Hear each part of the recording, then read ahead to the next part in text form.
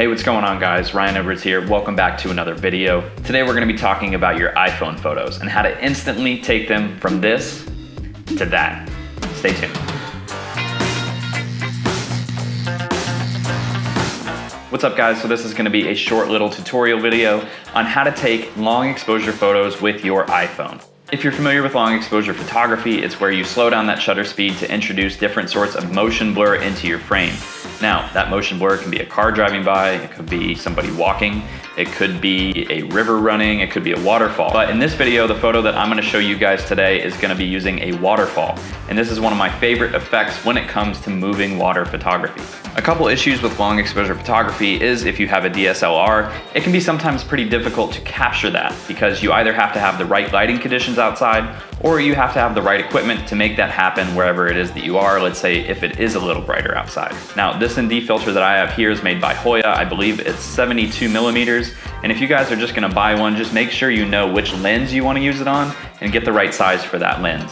Now let's get to the tutorial of the video where I wanted to show you guys how to do the same technique on your iPhone. You're only gonna need 3 things. Number 1, make sure your phone is on live photo mode. Number 2, make sure it's stable. So ideally, put it on a tripod or just prop it against something like a hard surface to make sure it's not moving when you're actually taking the photo. And number 3, find a composition that introduces the type of movement you want into your frame.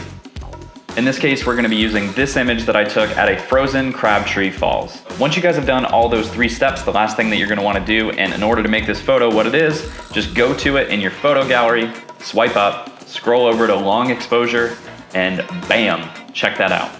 That is all you need, guys. The most important thing about this is just make sure your phone's on live photo mode because it's gonna take a series of photos that will allow you to stitch that together into a long exposure photograph. It's amazing to see how the technology works these days. And number 2, just make sure it's stable. If you have to shoot it handheld, it may crop it in a little bit just to ensure that it's stabilized the right way, but ideally try to put it against a hard surface or use a tripod or something like that.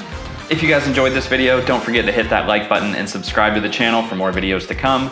This is an awesome technique, and like I said, it's amazing to see how much technology is improving. If you guys made it all the way through this video, I just wanted to say thank you, and I'll see you in the next one. Take care.